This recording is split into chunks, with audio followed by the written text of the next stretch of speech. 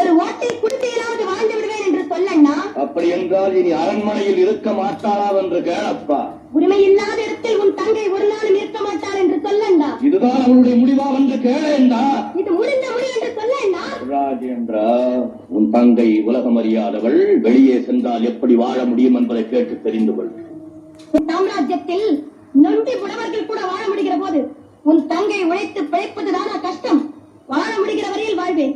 எங்காவது பசியால் குப்பை மேட்டில் சாக நேர்ந்தால் அதையும் ஆனந்தமாக வரவேற்பேனே தவிர இந்த அரண்மனையில் இருந்து கொண்டு ஒரு காலம் அல்லல் பட மாட்டேன் என்று சொல்லண்ணா. சக்கரவர்த்தியின் மகள் அனாதையை போல் நாடெங்கு மறைந்து தெரிந்தால் அந்த இழிவு யாருக்கென்று கேளா? என்னால் சக்கரவர்த்திகளுக்கு எந்தவித இழிவும் ஏற்படாது என்று சொல்லண்ணா. குந்தவி, நீ திருப்பிள்ளைத்தனமாக ஏதேதோ முடிவு செய்கிறாய். கொள்ளவே மாட்டேன். நீ இங்கிருந்து போகவே கூடாது. அத்தை, என்னை மன்னித்து விடுங்க.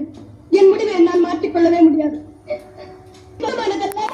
என் அத்தையார் அவர் கணவர் வீட்டில் இருந்து கொண்டு வந்த சொத்து என்று சொல்லண்ணா. அத்தையார் சொத்தாக இருந்தாலும் அக்கையார் கொடுக்கும் போது அது தம்பிக்கும் பங்குண்டு என்று சொல்லடா. அப்படி என்றால் எனக்கு இதுவும் வேண்டாம், வேண்டாம். குந்தவை, நீயும் வேதனைப்பட்டு எல்லோரையும் கவலைக்குள்ளாக்குகிறாயே.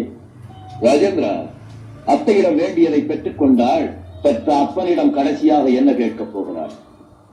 தந்தையிடமிருந்து ஒரு மகள் கேட்பதெல்லாம் தனக்கு தகுதியான ஒரு கணவரை தேடித் தர வேண்டும் என்பதுதான். அதை பெற முடியாத போது அவரிடமிருந்து ஒரு அற்ப